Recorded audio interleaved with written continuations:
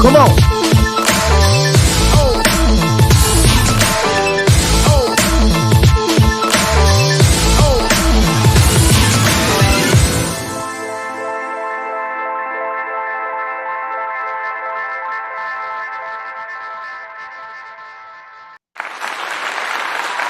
Let's go, let's go, let's go. What up, what up, what up? Welcome to Tay Biz TV. I'm your boy Tay Biz, man, and we about to get into it, man. I'm excited about today. It's been a minute since I went live on either Facebook or any other platform. So it's been cool. It's been a minute. But we're definitely going to talk about a few things, man. We're definitely going to talk about you saw the thumbnail. We're going to talk about inside the NBA, you know, the TNT NBA sports negotiation with the NBA. NBC put in the bid to pay the expected price from the NBA. So we're going to talk about that. We're also going to talk about the Atlanta Falcons, man. Like, what were they thinking, right? You know what I'm saying? What were they thinking? And before we get into it, man, I want to make sure that we are clear and concise. Is that copyright disclaimer under Section 107 of the Copyright Act 1976. Copyright disclaimer under Section 107 of the Copyright Act 1976. Allowance is made for fair use for purposes such as criticism, comment, news reporting, teaching, scholarship, and research.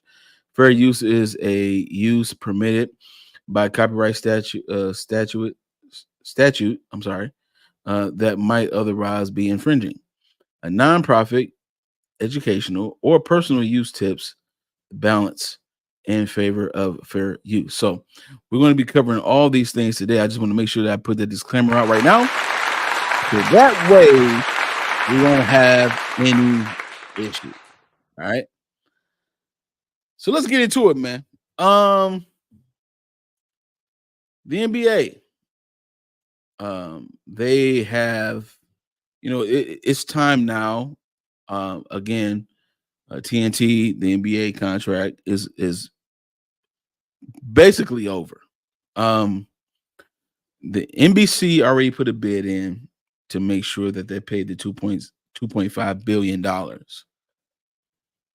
to reclaim and have the permission to broadcast NBA games, NBA content.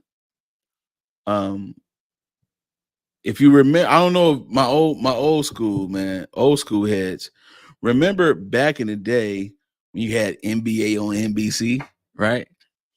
So between 1990 and 2002, NBC had the NBA finals, playoffs, whatever the case may be.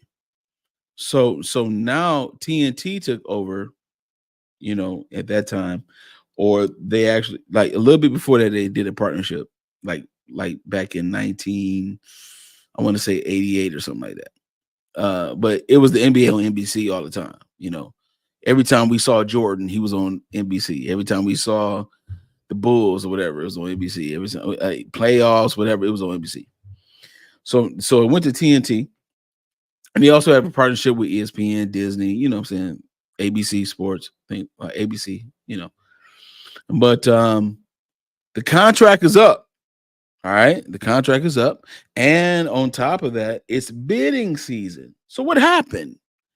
NBC bidded on the contract and said, "Hey, man, we want that back.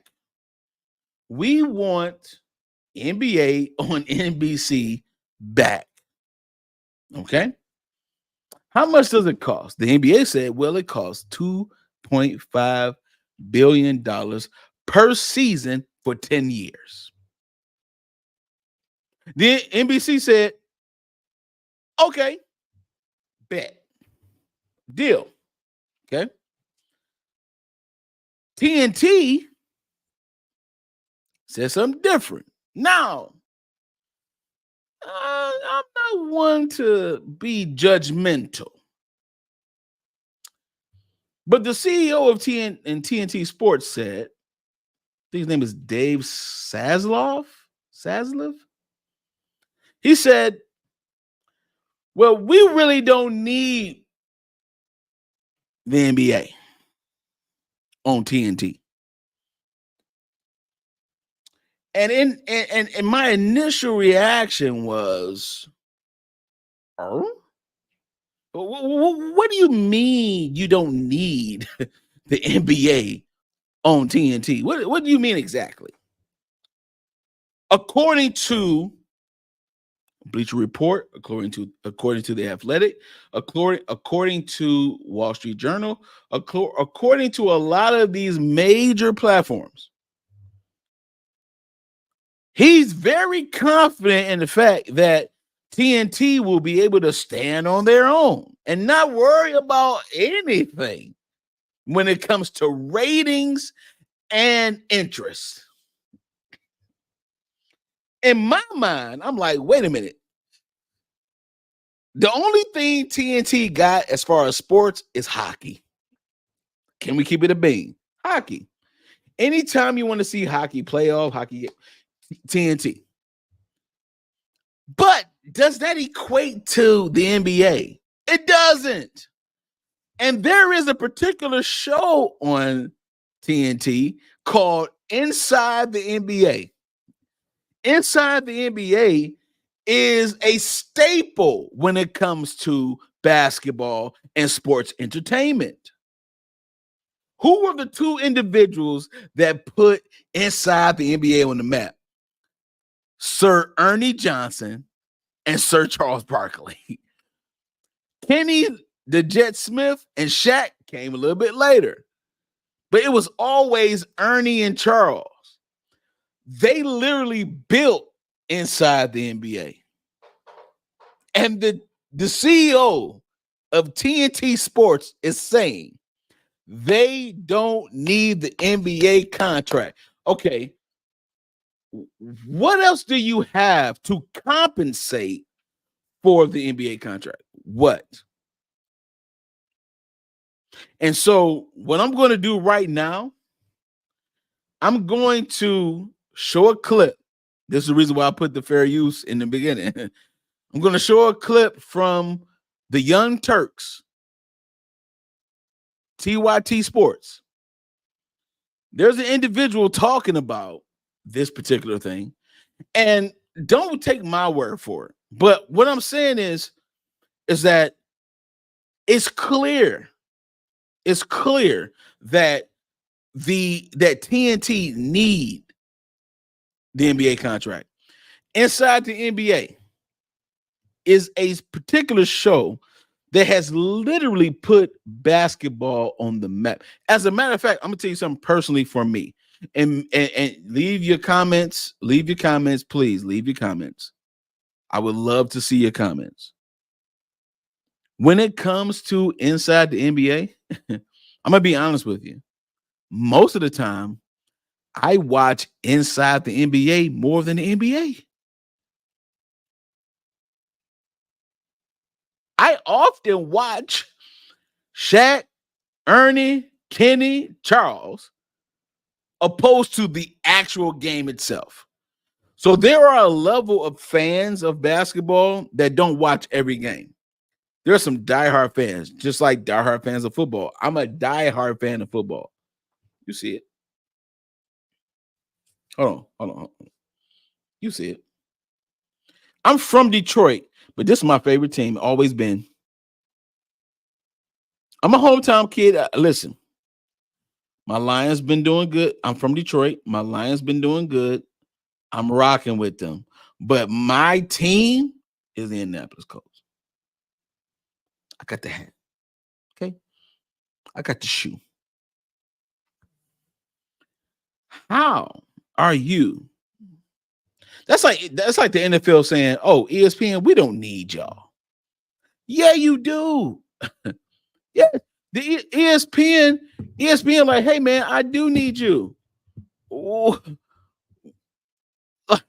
NBA count. Okay, so NBA countdown. You think that's equivalent to Inside the NBA with Charles, Kenny, and Shaq and Ernie? No way. If you even when there's a guest on Inside the NBA, and when one of them are missing, and there's a guest on Inside the NBA, you could tell that like the chemistry is off. You could tell it's a little bit like, huh? Really? You know? So we're gonna go over a clip from the Young Turks. There's a gentleman who is reporting the news, like I'm reporting it right now.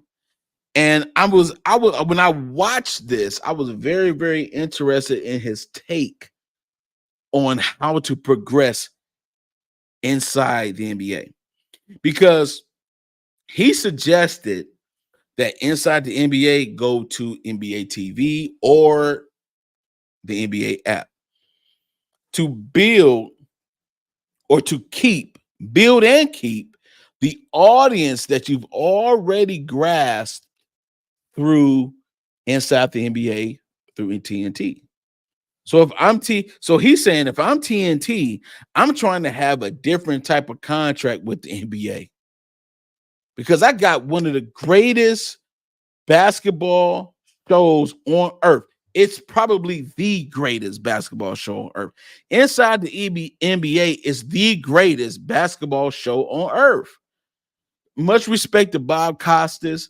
Much respect, right, to Ahmad Rashad for NBA on NBC. Much respect. Even Ahmad Rashad, he had his show on Saturdays. Interviewing basketball players, thing like. But inside the NBA, it trumps all of that. It trumps all of that. Okay, so I'm going to play a clip of a gentleman who, hey, he has his take. And it's about a 10-minute clip. We're going to get to the majority of it, but just rock with me. Rock with your boy, man. We're going to get somewhere. Check this out real quick. All right, y'all, this is huge. With a cult-like following and damn near worldwide approval of their hilarious antics inside the NBA, which features Ernie Johnson, Charles Barkley, Shaquille O'Neal, and Kenny the Jet Smith, could be done because of media rights. Essentially, TNT's deal runs out after the 2025 season. And okay, so right there, it could be done with. The show could be done with. Again, the bid is pretty much, listen, NBC pretty much sealed the deal already for the NBA, honestly. So if it's not quote unquote official, but it's basically official. Like NBC put up the most money. You know what I'm saying? And so this is what it is. So that's what he's talking about right now at this moment. All right. So let's go ahead and continue real quick. And NBC may outbid them. From Barrett Sports Media, the league is in the midst of negotiating new TV contracts and reportedly has 2 of its 3 deals done. They would learn ESPN and ABC will retain the top package, which includes the finals, with a new streaming exclusive package going to Amazon. There's one. Okay, that's very, very important. Amazon has been sticking their neck in the sports arena. They already sealed the deal with the NFL for Thursday night games on Amazon Prime, period. You got to have Amazon Prime to get the Thursday night games. They want to do the same thing when it comes to the NBA. But also, remember, Netflix has a hand in this too as well when it comes to sports in general, because Netflix has already, I believe, closed the deal on the NFL for Christmas games. So they're not going to be streaming football games every week, but they do have the Christmas games already on lock. So when you want to watch the Christmas games for the NFL, you got to watch it on Netflix. You know what I'm saying? That's the streaming service part of the deal. Netflix is a streaming service. Netflix is not a movie studio. They would like for you to think it is, but it's not. It's really a streaming service. That's what Netflix is. Netflix, the studio and the movies they're making, that's under the umbrella of streaming. Streaming is their bread and butter. Let's not get it twisted. So with Amazon putting in their 2 cents in the bid for the NBA sports rights, they're doing it as a streaming company, which is the third party of what the NBA wants, period. This is the reason why TNT, the CEO of TNT Sports, who I despise at the moment, the reason why it's important for TNT to get this contract and get this deal done is because they don't have nothing else. I mean, do you want to watch hockey? Really? Well, do you want to watch the TV shows that they do? The only thing that TNT does is replay Marvel movies.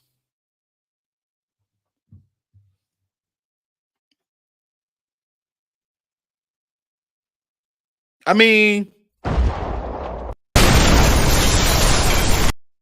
seriously, that's all they do.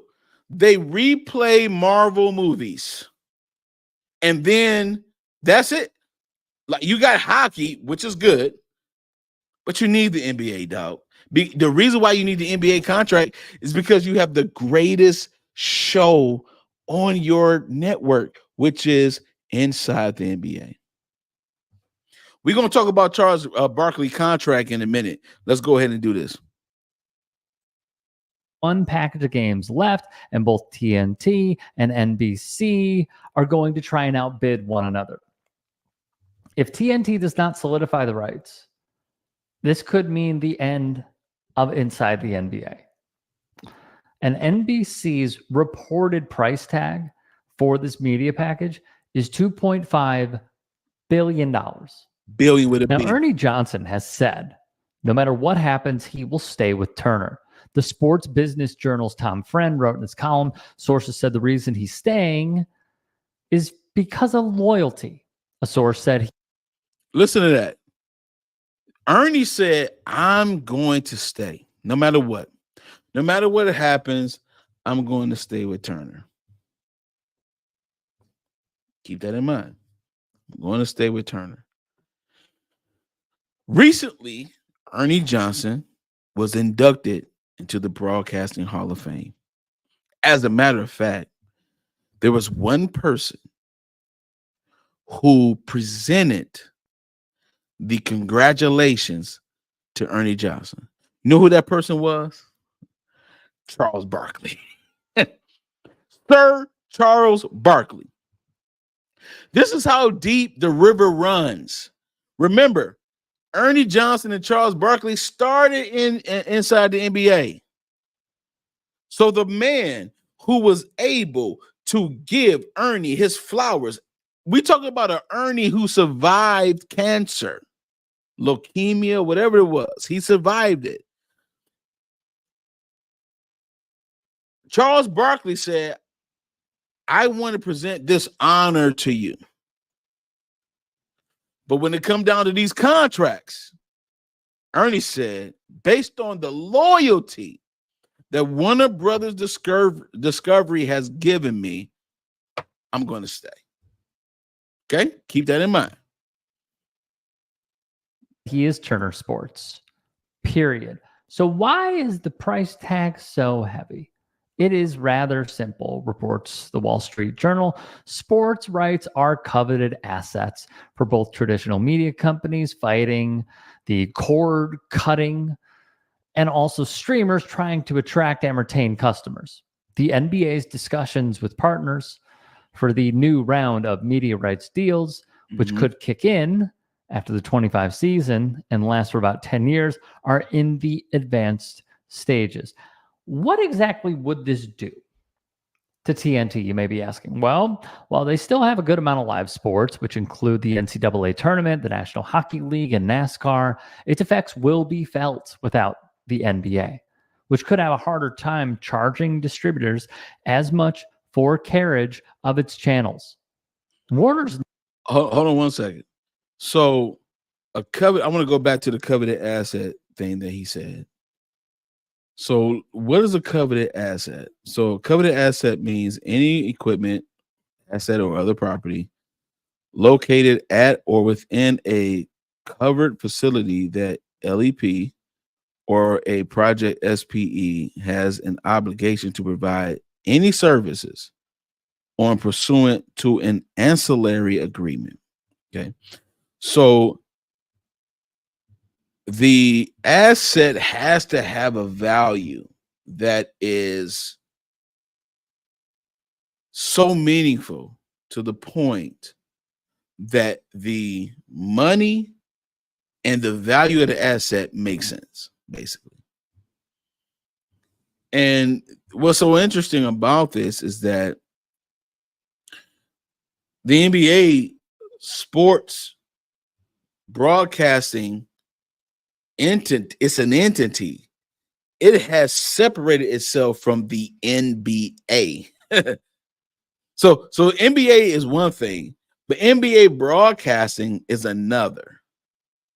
And based on the value of the asset of that portion of the company, I will invest in it so that way I can get all the commercials I need to be ran. I can get all the exposure I need. Like I can get all the views. I can get I can get everything. Everything. Now, Inside the NBA is one of those shows that also interact with Twitter, X, or whatever. They interact with everyone, players after the game and all that kind of stuff.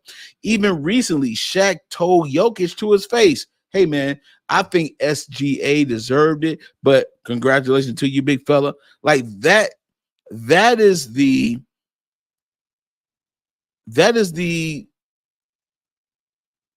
one of the greatest things that a TV show could broadcast is the authenticity of how someone feels about a certain thing, especially a legend like Shaq. Excuse me, Shaq, 4-time NBA champion, 3-time Finals MVP, a 1-time MVP, most dominant big man that ever lived outside of Wilt Chamberlain. You know what I mean? So to have the perspective of someone like that, it means the world. All right. So let's continue. Networks currently bring in about $3 a month per cable customer. Meanwhile, Charles Barkley has told the masses, "Yo, I have an opt-out clause and Out clause, man. Okay. So that's what I wanted to talk about real quick. Charles Barkley has an out clause in his contract with Warner Brothers Discovery. That's what WBD means. So just in case WBD loses the contract for the NBA, he has an out clause where he can go wherever he wants to go and do whatever he wants to do with whoever he wants to do it with when it comes to broadcasting. So that's a very, very key piece in this. I don't think any other person on that inside the NBA staff roster has the same contract. I don't think so. When they renewed Charles Barkley's contract, that was a year and a half ago, maybe 2 years ago. That contract was made public. I think that contract is the only. I think it's isolated from the other contracts from other players. Is what I'm saying. Because to my knowledge, he's the only one that has an out clause on a $200 million contract. So there's something there. And that may be exercised if TNT loses the rights package. Now let's turn to David Zaslav. If you are not familiar, he is the Warner Brothers Discovery CEO. Here we go. Here goes the crazy man. And he stated in November 22 that the company does not need the NBA and would be disciplined in negotiations.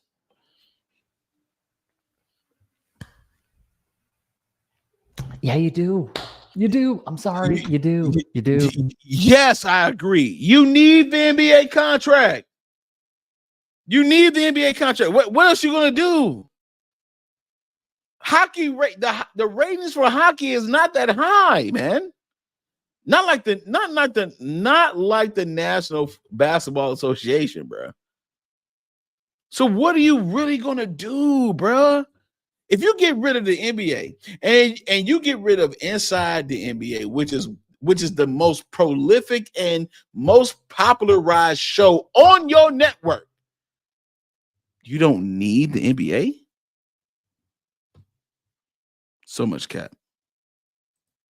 You do. What are you thinking? Unless this is hard negotiating, which it clearly is not. Maybe it is negotiating. Maybe he's trying to keep the cost low by saying, we're not even going to make that serious of an offer. And that makes no sense. You're already at $2.5 billion. Saying stuff like this to you can't even say community. Yeah. I at this point, with how popular this show is, I would say a country full of fans shows the greed of those in positions of power. Because look, he is part of a board and they answer to that board. And if they don't want to spend on Inside the NBA, we're cooked. We're done. Cooked. This is your staple. Cooked. This is really what it is. Like, this is really what it is. Like, you are not going to be able to reestablish a show as polished, proven, consistent as Inside the NBA. You're not. You're not going to be able to do it. It took Ernie and Charles Barkley over a decade to get Inside the NBA to where it's at right now. As a matter of fact, Ernie went through a very health scare before he came back to Inside the NBA because he wanted to make sure that he was good for his family. He was able to be in remission of his condition, and he is back with Inside the NBA. So even the perseverance and the story that goes with Inside the NBA, it's unmatched. I'm not an NBA fan. I'm a fan of the NFL. I don't even cover basketball, but I had to talk about this. There is no way I watch Inside the NBA just for the highlights and their take. I don't care about watching a full basketball game all the time. You got 82 of them. I can't keep up with all of them. I don't care to. But I can keep up with 17 games every Sunday. Okay? That's my attention span. That's my bread and butter when it comes to sports. I love the NFL. But when something don't make sense, I gotta talk about it. Okay? Let's continue. Let's continue real quick because I don't want to keep you patient. I don't want to bore your patience. Let's go. And to be honest with you, aside from I'm a sports fan, so like I'm different, but aside from the NCAA and the NHL, what are they offering? Charmed? Who cares about what Charmed? Are they offering? Come on now. This is nuts to put out quotes like this. Meanwhile, from the ESPN standpoint, which falls under the Disney umbrella, ESPN has been long intrigued by Charles Barkley, and its chair, Jimmy Pitaro, has been quite open about trying to replicate Inside. Pitaro would say in the past, how the blank do they have the greatest show on television? Via a source. Right. NBC could also pursue Sir Charles, considering the chair, this is interesting, of NBC Universal's media group, Mark Lazarus, used to work alongside Barkley at Turner. Charles would give his 2 cents to the Dan Patrick Show. And here's what he would say. I don't know how it works without Ernie, and I can't speak for NBC. I don't know if they'd want all 3 of us. Our show won't be the same without Ernie.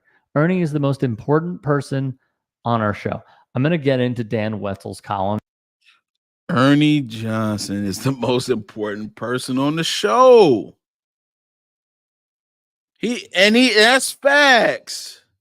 He's the most important person on the show. If there was another person to replace Ernie Johnson, you would probably get the same ratings as Undisputed right now without Shannon Sharp. No matter how you feel about Shannon Sharp, no matter how you feel about his takes, no matter how you feel about Skip Bayless and Fox Sports, Shannon Sharp was television gold. And they wasn't expecting Shannon Sharp to outshine Skip Bayless. Because Shannon Sharp's personality exuberated and consumed whatever narrative that Fox Sports wanted to partake, especially when it came to issues in society, especially for Black people in particular. He stood up, he talked, he said what he had to say, he did this and that. He had full he was in the costume, he talked about the GOAT James, he put a mask on, Black and Miles Henderson. He was a showman. And this is why Shannon Sharp is getting the success he's getting right now, is because he continued that showmanship. Now he's giving it to Disney through ESPN. Do you really want Charles Barkley to give his personality to NBC? Really? Do you really want that, Turner? Do you really want that, Warner's Brothers? You don't, like, he has an out clause. Do you really want NBC to be able to consume all that personality attraction and from Sir Charles Barkley without Shaq, Kenny, and Ernie? Are you kidding me? Watch this. Let's continue. In just a moment, who I think is one of the most talented sports writers in the country. But Charles is right. When there have been other hosts, and this is no knock on them, it's just that you're looking at a guy who is sports broadcasting Hall of Fame, Mount Rushmore worthy. Literally on the Hall of Fame.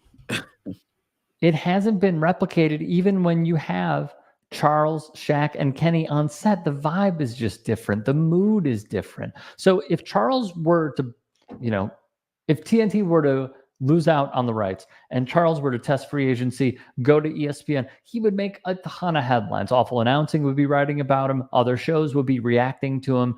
Stephen A. Smith would definitely put him on First Take with Shannon Sharp. Mm-hmm. That would be the ultimate ratings boom for that show. ESPN would just be raking it in, even if this man makes a great point. If you have Charles Barkley in this particular setting, and then you have the ability, he's a free agent, means he can go wherever he wants, any network he wants to. And then ESPN lands Charles Barkley on First Take.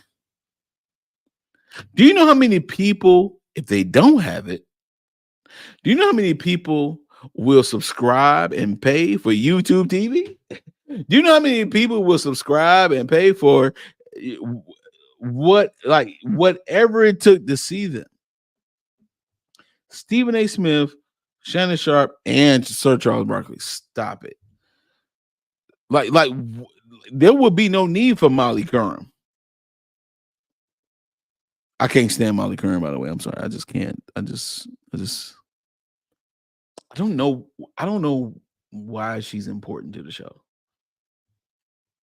Maybe it's me, but I just don't see it. Anyway, this right here makes sense to me. Like, yo, you're about to embark into a situation that you may not want to get into. You know what I'm saying? So let's continue. If they are losing cable customers because so many people are cord cutting these days. However, it would not be replicated because you cannot give up something that has been, God, when did Charles go? 25 years, I'd say, at this Come on point. now. Come on now. Charles and Ernie are inside the NBA. Thank you. Shaq is great. I literally said, look, Shaq, Kenny, I appreciate y'all. But Ernie and Chuck is inside the NBA for sure. And when you put them all together, that's the magic. Not separately. They need to be together for sure. 100%. 100%. Kenny is great. The four of them together are magic. There you go. And now they are making it go potentially poof and disappearing. This is a plea to arguably one of the greatest shows, if not the greatest sports show on television. Period. Keep it together. Period. I have an idea, which I will save for at the end, from Dan Wetzel. Maybe it's bizarre to tune in to the post game of a game that didn't interest you in the first place, but that's how good it is, and I suspect I am not the only one. The show is ostensibly about the NBA, but many of us find it far more entertaining than a late-night talk show and more varied than most cable offerings.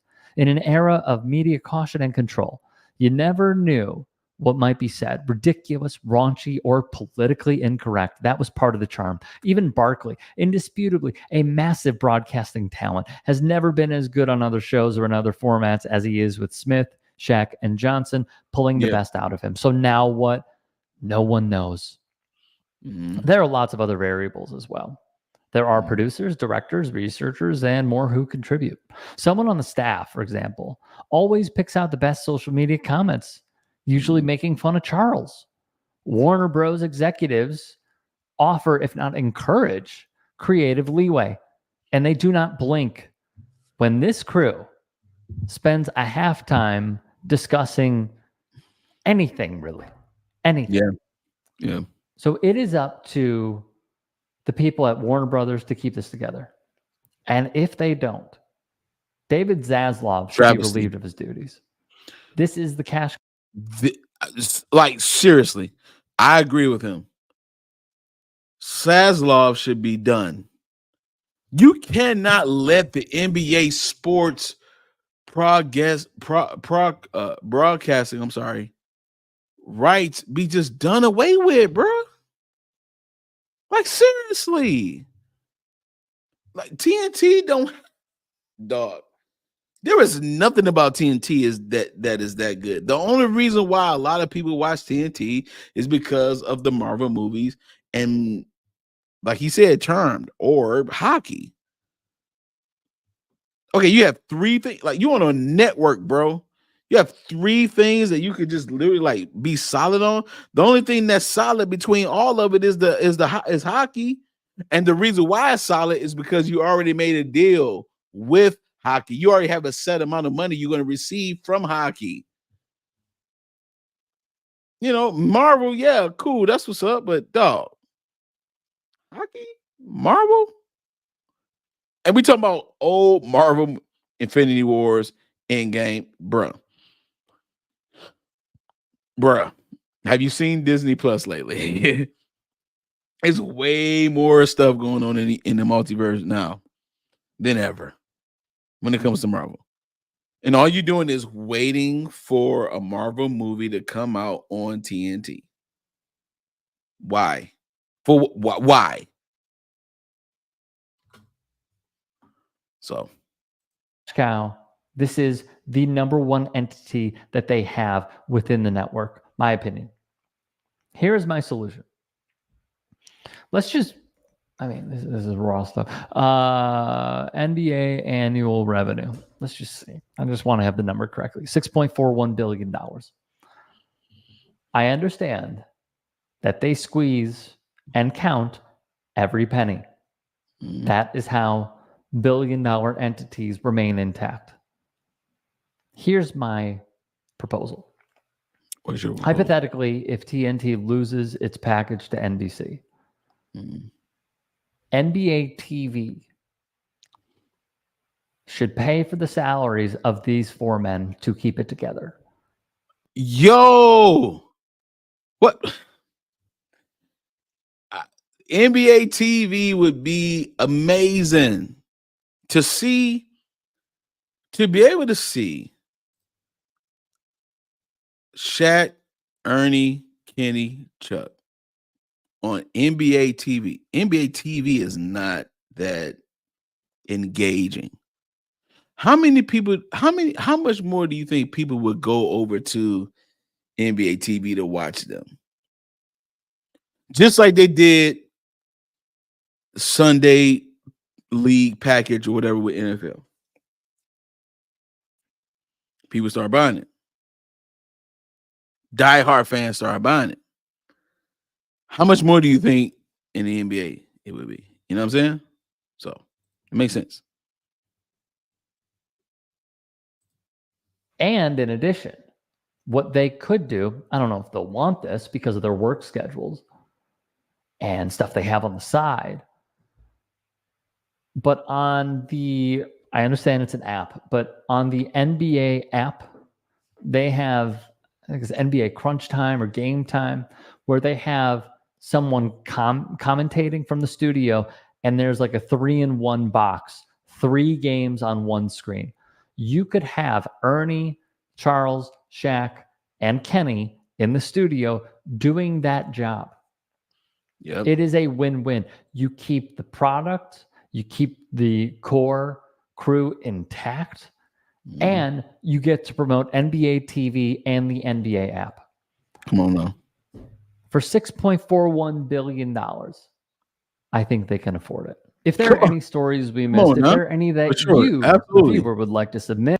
Absolutely. I totally agree 100%. Like you would be able to, like, you can monetize that show alone because you own the rights to the show. So you can renegotiate if you don't want to pay the $2.5 billion per year to the NBA. Okay, that's fine. You got Inside the NBA, which is a very popular, if not the most popular basketball show in the world. Take that show, monetize that show for the benefit of TNT, and then see how it goes, man. See how it goes. I don't think that people who watch Inside the NBA like me, if you went to NBA TV or even the NBA app, I would download the NBA app to watch Inside the NBA. I just would. I would. So, yeah, that's what it is right there. That's the first topic.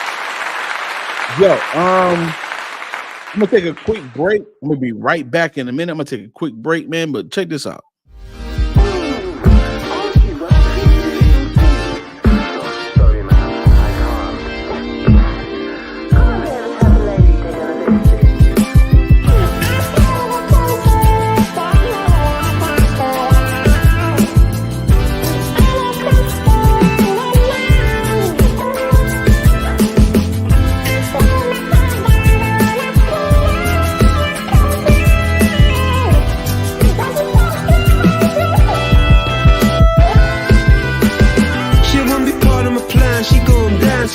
She want me coming to France, she better cash for it. She wanna explore my pants, I say clash for it. Old enough to be grams, the bank balance on. So she like to conquer like Khan, she holds back on it. I ain't about economy class, I lean back for it. Right about high enough, I'm low battery. Then the credit card comes up, and I'll be handing it out. Life for luxury, mature women touching me. Can't lie, say I don't know how to touch your feels. Few folds, I'm sure that's where the treasure is. She impressed by my high school in the registry. She gon' ba-bum, ba-bum, ba-bounce on it. She gon' ba-bum, ba-bum, ba-bounce on it. To put the glory in the... Yes. we always got to promote the Mailroom Network. The Mailroom Network is 3 gentlemen, myself, Rollo the Don, and my boy JB. We are always doing something on the channel. So go ahead, subscribe to the Mailroom Network. We talk about relationship. We talk about current events. We react to certain viral videos. It's a lot of things that we do. So go ahead and hit up the Mailroom Show. It's the Mailroom Network. All right. The Mailroom Network on YouTube, at the Mailroom Network on YouTube. That's our handle. Go ahead and check us out. All right. Let's get into it. No.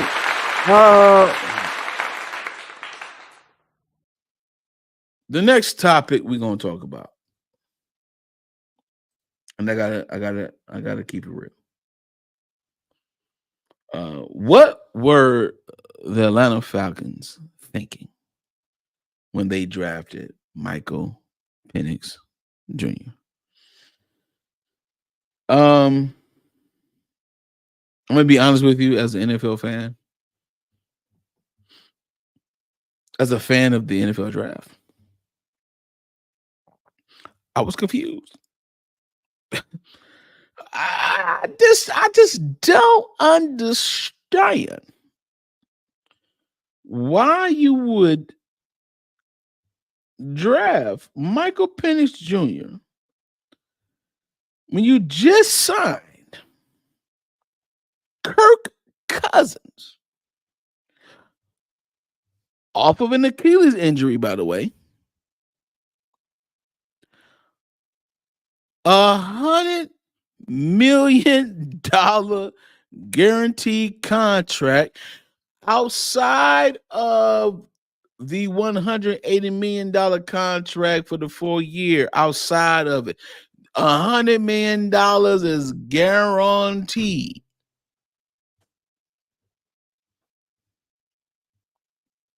I don't understand.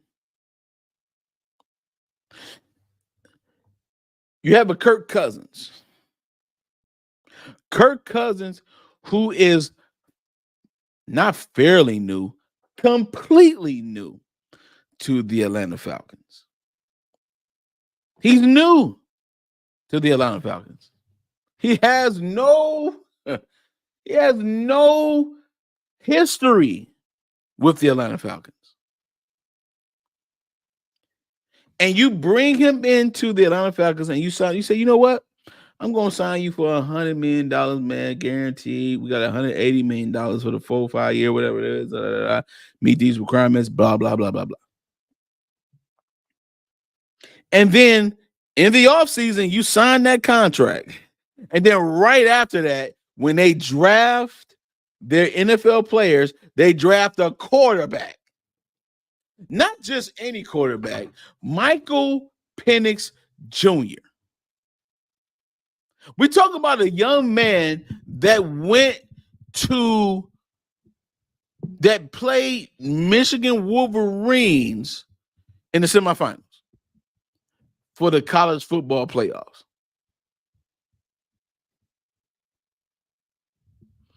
We talk about a young man who was arguably Heisman Trophy winner. That draft, that Michael Penix, you drafted him right after you signed Kirk Cousins.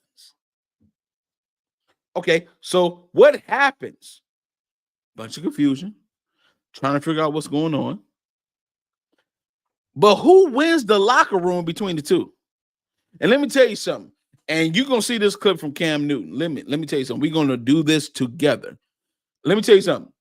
I do not have any. Listen, there is no way that Michael Penix Jr. do not start in the first year or two. There's no way. Nope. No way. Nope. No way. Michael Penix Jr. will start at some point, way before the 4 year. They was like, yo, we got Kirk Cousins for 4 years. So we got Michael Penix for 4 years. That's a good 4-year problem. That's what the GM of Atlanta said. That's cap, dog.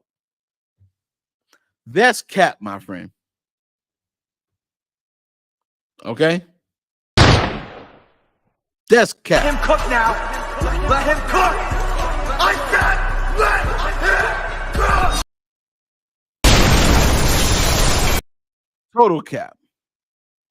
Because you know that if you bring a 5-star quality quarterback, I would say 4, to an NFL organization, they're looking for the future. You already know who you just signed for $100 million.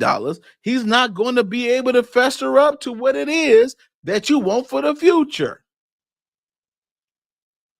So you paid Kirk Cousins $100 million just to mold and shape a quarterback for the NFL? No, you did not do that. You did it as an insurance policy just in case Kirk Cousins don't pan out to be who he say he is. You can go ahead and fall back to your boy Michael Penix. And Michael Penix don't care about it because he's just glad to be in the NFL. Let's check out what Cam Newton, who was a number 1 pick in his draft. When he was drafted, Cam Newton was a number 1 overall pick in the entire draft to go to Carolina. And not only did he make his staple in Carolina, he went to the Super Bowl in Carolina, and he was the Super Bowl. He was the MVP of the league in 2016. Let's see what Cam got to say. Let's go for it.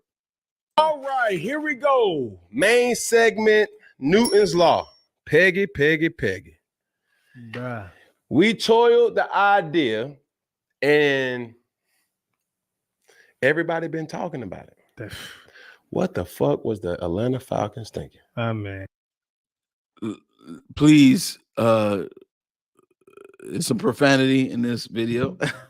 Okay, it is some profanity in this video. Please do not report me. This is Cam Newton's channel. This is fair use for the purpose of entertainment, criticism, education, and etc., which I stated in the beginning. Do not report me. YouTube, do not report me, okay? This man is speaking facts. I just come here to relay the facts, all right? All right, let's go. Had to say that. That was a Dirty Bird special, huh? Dirty. It did your boy Cousins dirty. Nothing about this pick was beneficial. Mm-hmm. Number 1, you still need to attack the needs at offensive line. I would have loved a receiver pick, had access to get, another talented receiver, right? But we got to set the scene for the person that wouldn't know what's going on. Mm-hmm. Atlanta Falcons drafted Penix Yes. from Washington at number 8, this year in the draft. But they also have signed Kirk Cousins to a 4-year, $180 million deal with $100 million guaranteed. Guaranteed. So you bring it in. Guaranteed. Okay, let me tell you something about guaranteed contracts. Let me tell you something about a guaranteed contract opposed to a fully guaranteed contract. So a guaranteed contract in the NFL just only means that in order for you to guarantee a person's contract, you have to show in an escrow account that you have the money to make the deal happen. That's what Atlanta did. We got the money. $100 million is nothing. We got it. We sneeze at it. Here it is. Okay, great. Boom. The extra $80 million is full-blown incentives. Real talk. It's literally incentives. Okay. But Let's take Deshaun Watson for a minute. He got a fully guaranteed contract. What does that tell you? What Tay-Biz, what's a fully guaranteed contract? I'm so glad you asked. Fully guaranteed contract. They still got to show the money in escrow. But that money is paid up front to the player. Let me say it again. Up front to the player. So, if you're an athlete, all my athletes out there, if you're an athlete and you want a fully guaranteed contract, that means you want to be paid up front. So when they give you the money and you have it up front, they're not paying you every Tuesday like the NFL normally does. The NFL pays their players every Tuesday. Okay? Every Tuesday. Now, it's a possibility that they still pay you every Tuesday under the fully guaranteed contract. But no matter what happens to you, you could be injured, you could be whatever. No matter what happens to you, you are still going to get paid the fully guaranteed contract. Period. So you don't have nothing to worry about when it comes to your money.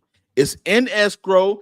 The NFL's financial security advisors can confirm it. Your agent and advisors can confirm on your end that you're ready to roll, blah, blah, blah, whatever.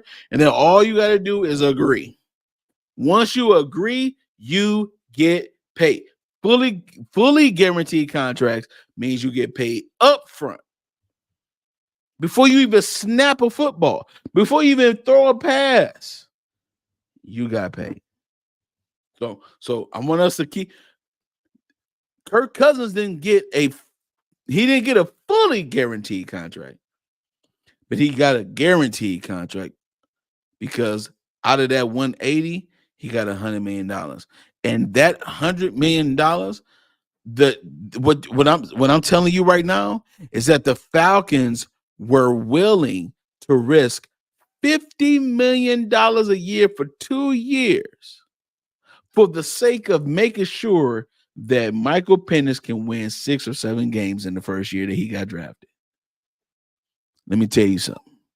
It's about Atlanta about to be the highlight of the NFL right now. Capiche? Let's go. Kirk Cousins, like he is the guy coming off of Achilles injury. Achilles injury, yes. Older quarterback coming in, paying him top dollar, top tier. But then you drafting a quarterback in the top 10. I will say it again. Nothing about this pick. It does more harm than good because you're going to be forced to answer the question all offseason about the elephant in the room. Yeah, this is the problem too. Also, Kirk's agent said he got a call while Atlanta was on the clock, so it wasn't a heads up of like, "Hey, we're gonna go be drafting the guy." While we picking the dude, I'm gonna tell you, hey, let's read that real quick. It says, "Yes, it was a big surprise. We had no idea this was coming. The truth is, the whole league had no idea this was coming. We got no heads up. Kirk got a call from the Falcons when they were on the clock. That was the first we heard. It never came up in any conversation. You mean to tell me that you are on the NFL draft clock? You got $100 million guaranteed quarterback on your roster, and you didn't think to talk to him about nothing? Nothing. You didn't talk to him about anything. He found out, just like everybody else found out, that Michael Penix Jr. was drafted as a QB for the Atlanta Falcons, and you just signed him to 4 years, $180 million, $100 million guaranteed. You didn't even think to call him?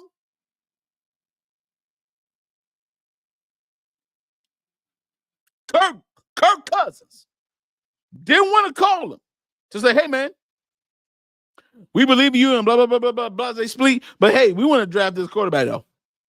We love us some Michael Penix Jr. Come on, man. You didn't draft a wide receiver. You didn't draft a tight end or offensive lineman. You drafted a quarterback. An elite one. And said, oh, we good. We all right. Stop it. Stop it. So, why would you do this? Atlanta Falcons, why would you do this? Here we go. Let's continue. Hey, The decision already been made. It's already been made, big dog. And Kurt was surprised of the decision. Even everybody was surprised. Off the blank looked confused himself. And so, man, they needed like again, please be advised there is some profanity in this video. Thank you. Edge rusher. They needed other players for the Falcons, and this is what they ended up with. So it's a lot. Play the video. Play the video. This is what happened after they made the pick. Now, I'm telling you, Arthur, listen, I know what you're thinking. Put a stranglehold, so to speak, on the South. So you thought that shit was smart? Look. I mean, look. Trying to explain what just happened. Look at it. Look. Sure. So many things that are set up. So Cam, if you had to just play by play this video, if you had to be the narrator of this video, what is going on? What is being said? Mr. Blank, hold on before you get too out of hand. Nigga, you thought that shit was smart? Yeah, but Mr. Blank, I'm trying to tell you. Now listen, if you think for the long term, we got a plan. You seen what the Packers did with Jordan Love, and they still had Aaron Rodgers. Arthur Blank gonna tell him, nigga, that's Aaron Rodgers. Okay. That ain't us. Shit. So what the fuck was that? Because now, like I'm telling you, like the media is going to take this and run with it. Yeah. Come on, Cam. The whole offseason. It was already a questionable call that they gave him that much money. Yes, from the jump. Injured player getting or garnering that much money. Not just an injured player. Hold on. Let me bring some context to this. Not only an injured player, we're talking about a man who had an Achilles injury. Achilles. Aaron Rodgers and Kirk Cousins are the only two quarterbacks that had an Achilles injury that was reported. Deshaun Watson didn't play. Joe Burrow didn't play last year.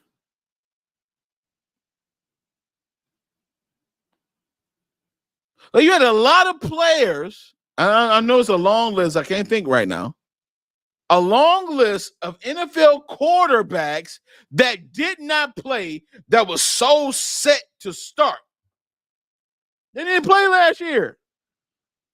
This is the reason why Tua Tagovailoa, that's the reason why he should have capitalized on what happened last year, but he didn't.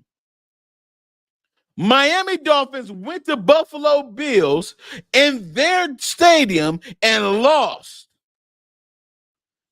Tua, that was your year. Last year was your year, player. To do what you were supposed to do in the playoffs.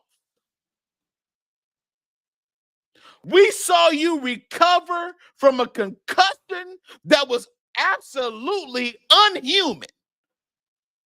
The man froze up on the field, and he came back next year demolishing people. And you can't get past the Buffalo Bills?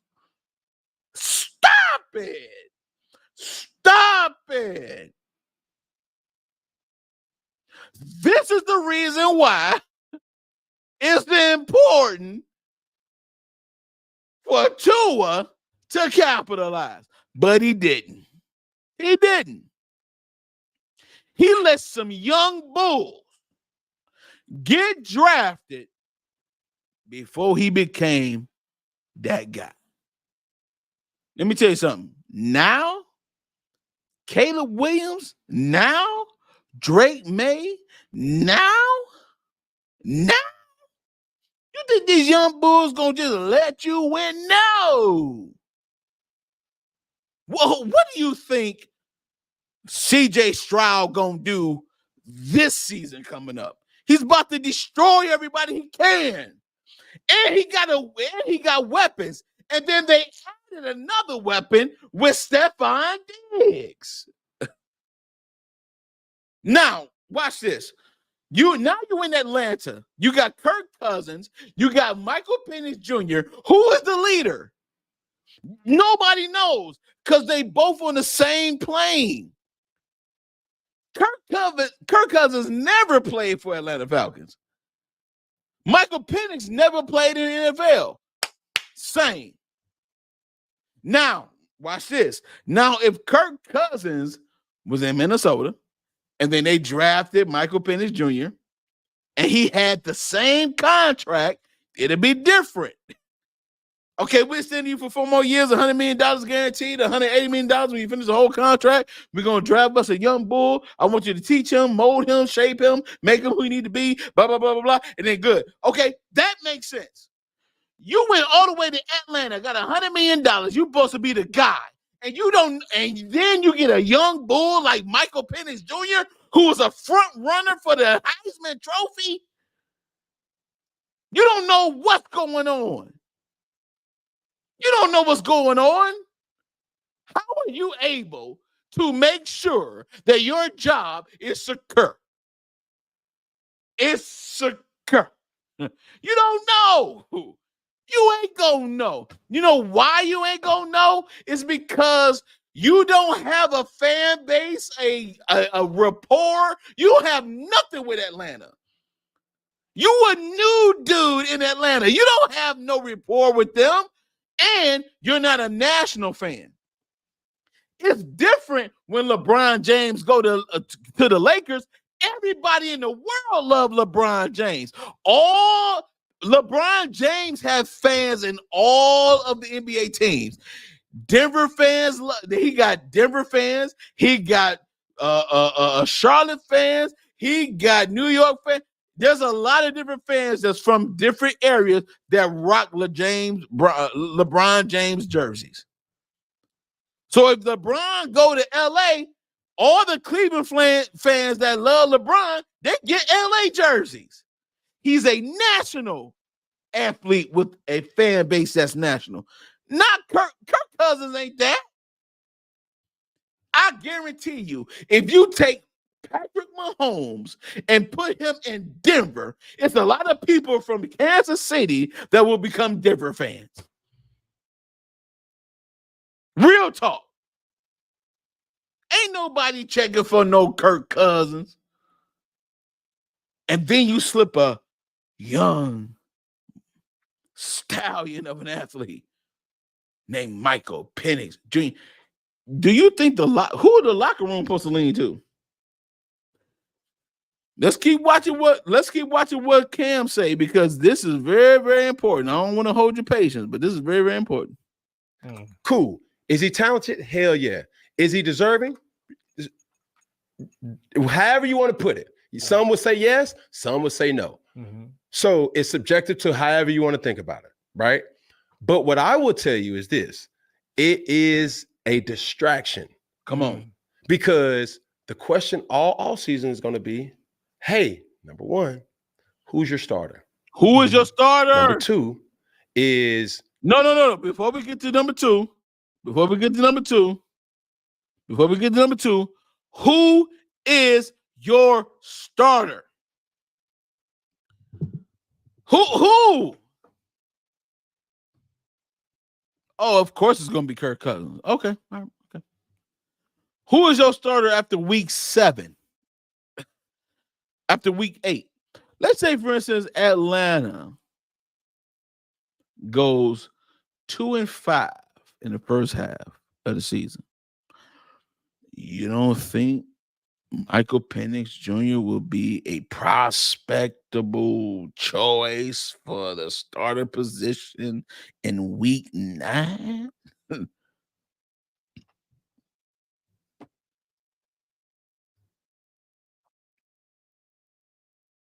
Just saying. You want to think about it, right?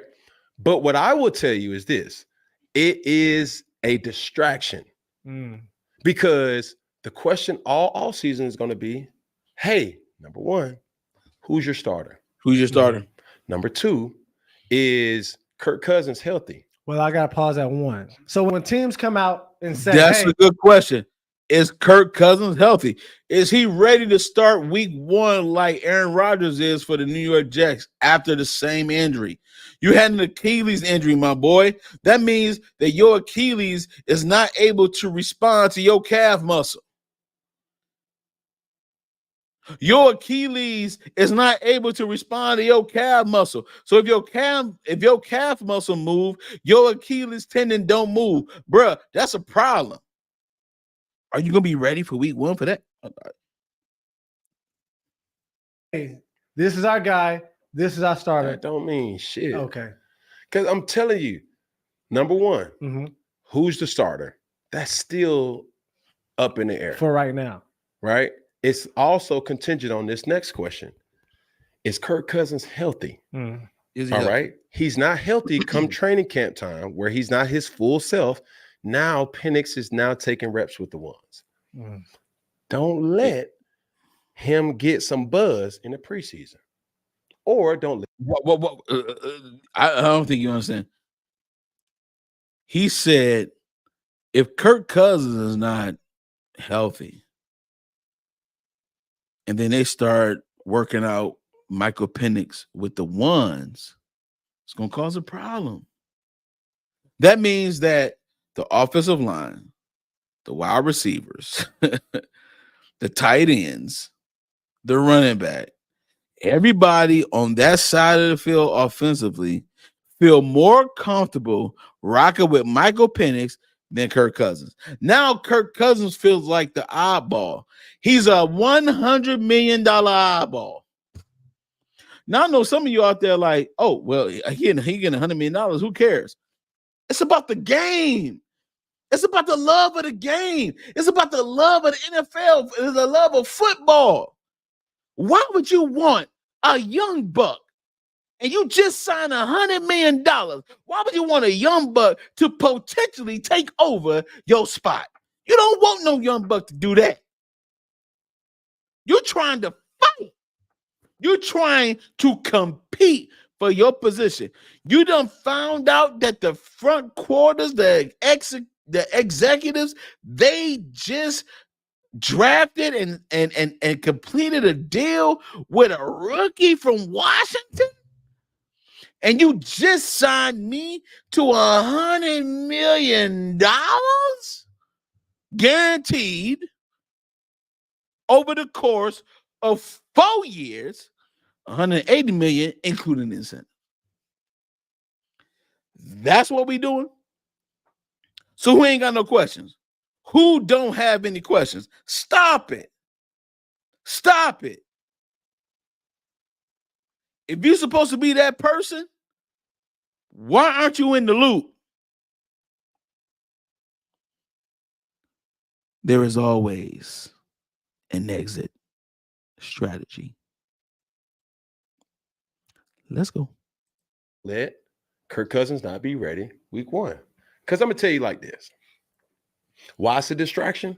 Paint this picture, Peggy. I'm going to give you a scenario. Okay.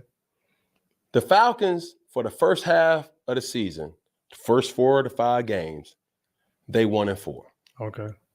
1-4, losing record. You don't think that crowd gonna be? Penix. Come on now. Penix. Michael Want to Penix, win? let's Put go. Penix in. You dig what I'm saying? Yeah. Or I'll give you another one. Let's say Kirk Cousins is placed on IR for the first half of the season. Mm. Now, the Falcons are 4-2. Now what you do? You gotta put him. Yeah. Why is it a distraction? Mm-hmm. Now a person who you was given an opportunity, now he's looking over his shoulder. Yeah. The whole time. He ain't really The whole playing. time, it doesn't feel like his team anymore. And first of all, you got to think about this. In Green Bay is different. Aaron Rodgers been there, proved himself there. Kirk Cousins has no cachet in Atlanta. No, He ain't even made it his team yet. He ain't even made it his town yet, Bruh. or his city yet. Correct. You know what I'm saying? And if you really want to keep it a big buck, What's up? Atlanta's fan base is predominantly black. And I'm not talking about. Come on now. Listen, I'm not the type of person to race to do the race car. Now, let him cook. I said, let him cook. However, this man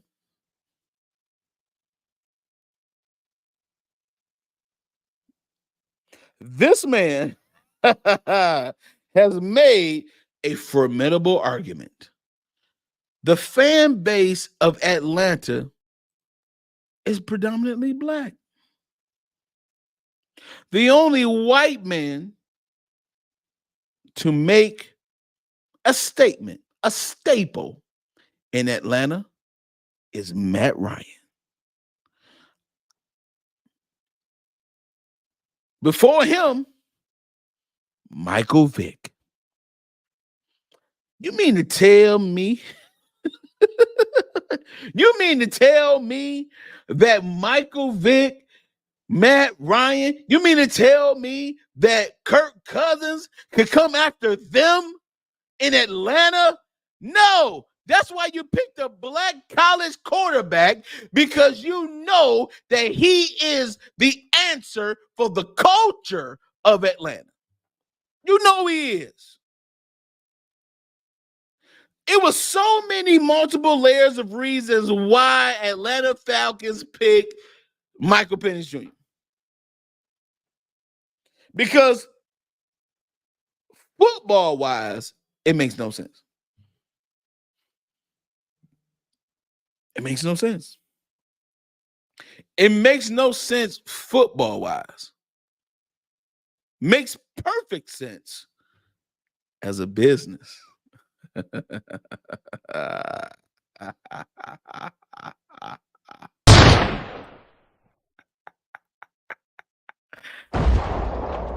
Yeah, it makes more sense as a business. So, Kirk Cousins, the question is there an expectation of him to fail? Because let me tell you something about the NFL. As long as you are the guy, you'll keep playing. Unless you're Dak Prescott. May I remind you that Cooper Rush was the quarterback for the Dallas Cowboys when Dak Prescott was gone. Prescott was gone. He came back, and what happened? You lost in the playoffs. Like you always do, Dallas. You always lose in the playoffs. The reason why I'm so animated about the Dallas Cowboys because y'all always try to make sure that y'all next quarterback is the Messiah. He ain't the Messiah. There's only one Messiah, bro. And Dak ain't it. Okay? Let's continue. About the people that's in the stadium. Yeah. I'm talking about the folks that's around Mercedes-Benz Stadium. Yeah, that's true. Tailgates. Mm-hmm. All I seen it. Hell, I got businesses right next to the doggone dome. I hear what people say. Fellowship for people who want to come and have a good time, good food, and also enjoy your smoke. Smoky Stallions, Barbecue Bistro. You dig what I'm saying? And by the time the football season starts, we're gonna have a third one, peg it for, end zone. That's the game day spot. You feel what I'm saying? But you listen to the fans, and they confused. If the fans confused, I know the players confused. Come on now. And if the players confused, not just the quarterback room confused, it's like, hold on. What the hell are we doing? Don't let Michael Penix come in and start winning the locker room over. It's a distraction. And what do you say to Kirk Cousins? Because now I'll put it like this. Yeah. All right. It just wasn't no first round pick that we're talking about. It was a top 10 pick that we. It's a top 10 quarterback pick. It's a top 10 quarterback pick. This is not a regular pick, man. It's a top 10 quarterback pick. You mean to tell me in a top 10 quarterback pick, you mean to tell me if you Atlanta, you didn't draft a wide receiver? Stop it. Stop it. You did. You didn't think like Xavier Worthy wasn't on your radar? Like, not even that. Not even him. Of course, it was way better quarterbacks than that. But not even he was on your radar. For a pick. You chose a quarterback.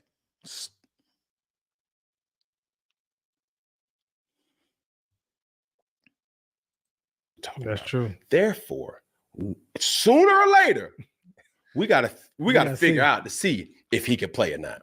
Yeah, you're right. Now, Kirk Cousins signed a 4-year deal. Correct. Let me show you how goofy even more it is.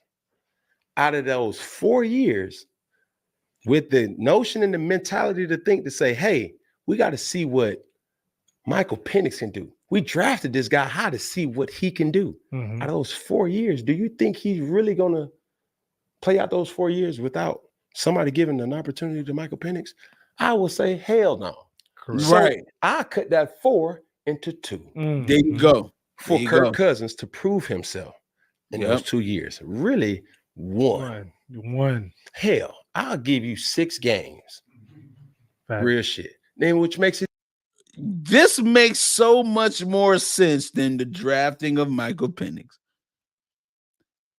If you draft Michael Penix Jr., again, Heisman forerunner, Heisman Trophy forerunner, if you give him an opportunity to play for your organization, and you have a gentleman such as Kirk Cousins in your QB1 slot, you mean to tell me that you not putting Kirk Cousins on a trial basis? Why are they doing this? Well, what did Kirk Cousins do in Minnesota? Got him to the playoffs and lost. Atlanta want to win a championship. That's what it seems like to me. It seems like they want to make a staple in the NFL. Again, it seems like that to me. So they say, hey, Kirk Cousins, yeah, we're going to sign you for a 4-year, $100 million. We'll give you $50 million a year. Yeah. But let me tell you something. If you don't give us a championship or even a divisional title, what are they? NFC South? with New Orleans and all that, like, even there, they're like, you know what? If you don't give us a division title,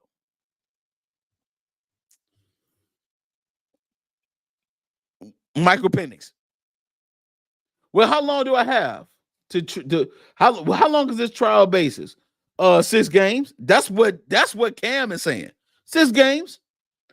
In the first 6 games, we need to know that our $100 million is being invested properly. You need to be 5-1. I mean, you do have some weapons. I mean, let's not get it twisted. Atlanta do have some weapons, but they ain't got no offensive line weapons. They ain't got no defensive back weapons. A little bit, but not for real. Hey, I need you to at least give us what we need. That's what it is. Kirk Cousins on the hot seat. Kirk Cousins was on the hot seat before he signed the deal. Before he signed the deal. Why? It's not like Kirk Cousins haven't even been able to build his own audience in Atlanta. No, you got to come in right off the gate and do whatever we want you to do. That's Atlanta. That is absolutely insane. Let's continue. It even more goofy because now you got 2 years to prove yourself. Now you split that guaranteed money. You're giving a person $50 million a year. Because I don't think he gonna make it to his third year. He said he wanted to retire a Falcon. Man, everybody say that shit. The circumstances made him say that shit. Yeah. Now, shit, just give me my money. Shit. It's a distraction. Yeah. You see what I'm saying? And this is another thing too. There were so many other needs that we needed to get, and that was available. Yeah. But you get a quarterback. I'm speaking from Kirk Cousins' standpoint. Because how would you have responded though? The day Mac Jones got drafted in New England, I knew my days were numbered. But did they tell you before the draft, or how did they? Man, Bill Belichick had told me prior to the draft, if the quarterback is available, we're going to take him. So I had already knew what that situation was. Did I want them to draft Mac Jones? Fuck no. They drafted him. He called me that night and told me I'm still the starter. Fuck, what can I do? No, hell no, coach. What the fuck? You don't talk to Bill Belichick like that. No. He's just like, yeah, all right, coach. I'm gonna compete. But they still knew they was gonna give him every right to prove himself. Yeah.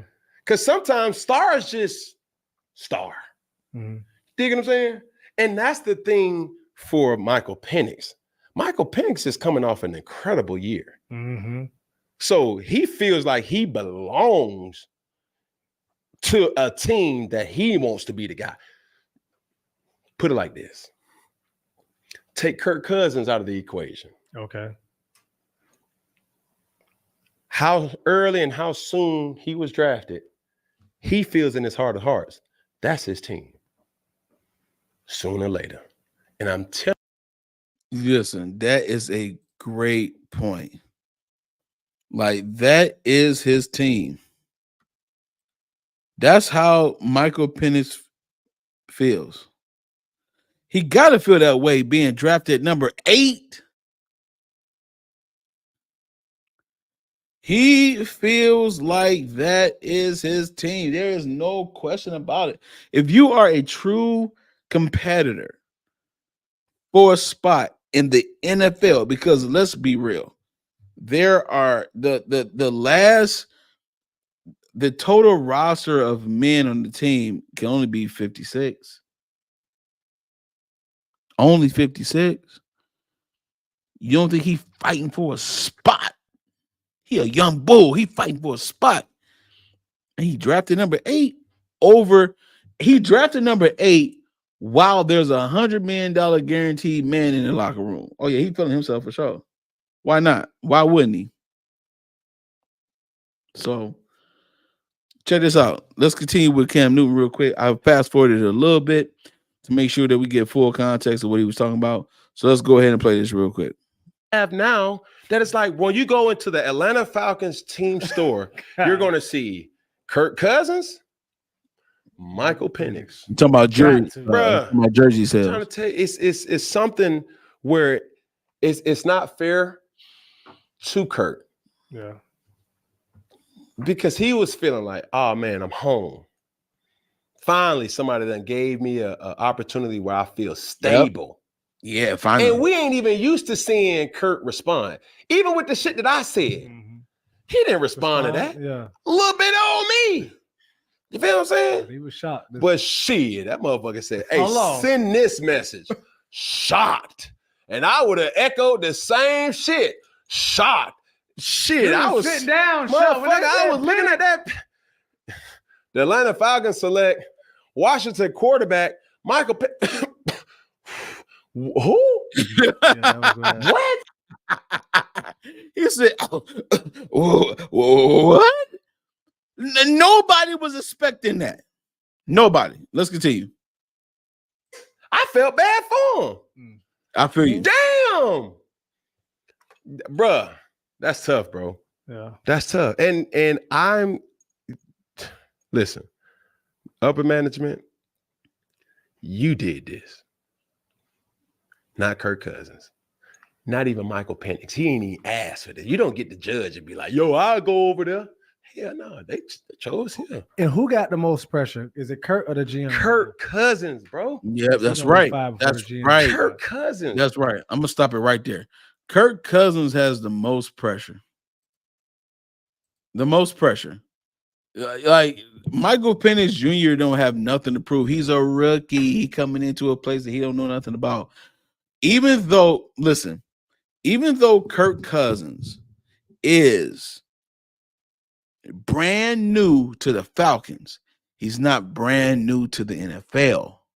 So he has a level of veteran,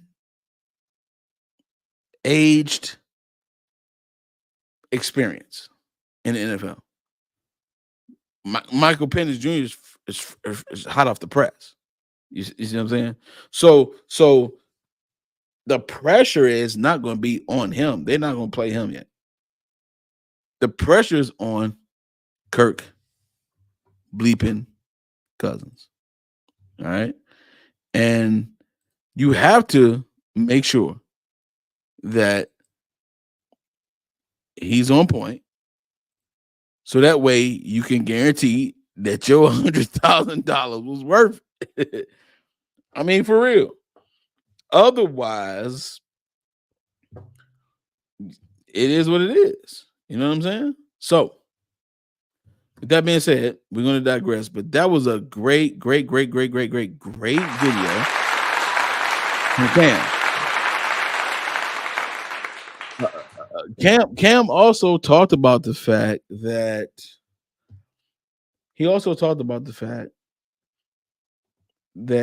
the locker room gets divided. You know, when you're in the position where you have two quarterbacks, you got a veteran who still got some gas in his tank. You know what I'm saying? But then you got this young bull.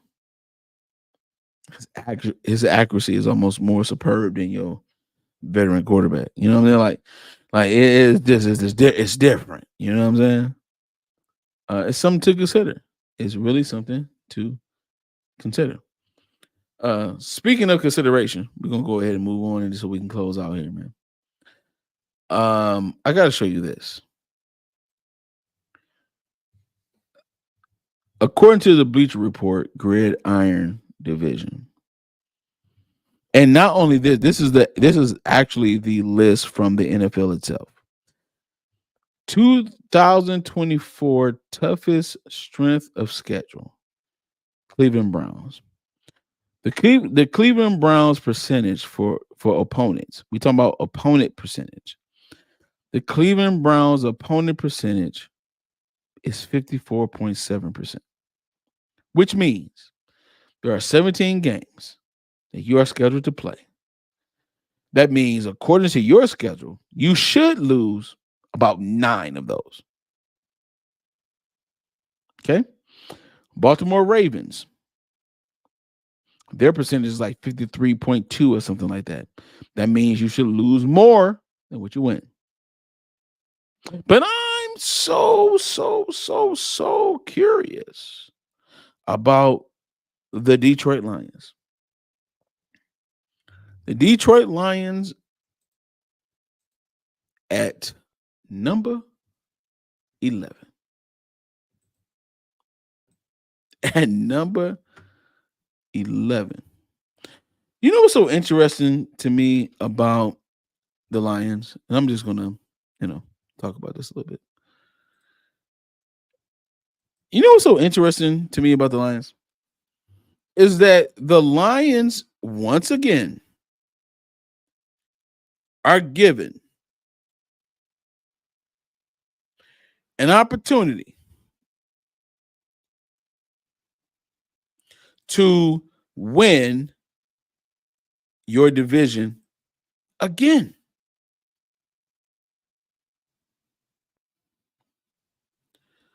You're literally, it's literally, you are in a position to win your division again.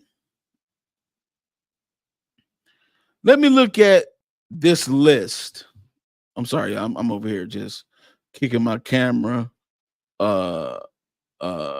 in the here, there we go. All right, there we go. Look here. I'm going to go to the NFL. This is direct information. Cleveland Browns, 54.7% opponent winning percentage. This is not their winning percentage. It's the opponent. You like 54.7% of the opponents you face should beat you. Baltimore Ravens, which is number 2 at 53.6. The Pittsburgh Steelers at 53.3. The Texans at 52.6. The Green Bay Packers, the same thing. New York Giants, 51.6. Buffalo Bills, same thing. Jaguars, 51.2. Las Vegas Raiders, the same thing. New England Patriots, the same thing, 51.2. Detroit Lions, 50.9. Which means that the Detroit Lions should at least be 9-8. At least 9-8 to get a 50.6 percentage. Now, according to the schedule comes out tomorrow, so we don't know yet. Tomorrow, May 15th at 5 o'clock p.m. Pacific time, 8 o'clock Eastern time. Okay, we don't know the schedules, but according to the NFL, the Lions should only win about 9 of their games. Like what like really? Okay. So that means that the Lions have to produce again what they did the year before. And guess what? I'm all about it. Jared Goff just signed his contract. Amon-Ra St. Brown just signed his contract. Penei Sewell just signed his contract. Let's go. Let's get it in. Because let me tell you something. You got a lot to prove, Detroit Lions. You got a lot to prove. I'm from Detroit. I bleed 313. But I'm so highly expecting what the Detroit Lions do this season. Let me tell you something right now. And I'm saying it right now before I leave. If the Lions don't go to the Super Bowl, it's a bust season. The season is a bust. I don't care what nobody says. The Detroit Lions should represent the National Football Conference in the Super Bowl. And with that being said, I'm your boy, Tay Biz. Thank you for watching Tay Biz TV. And we are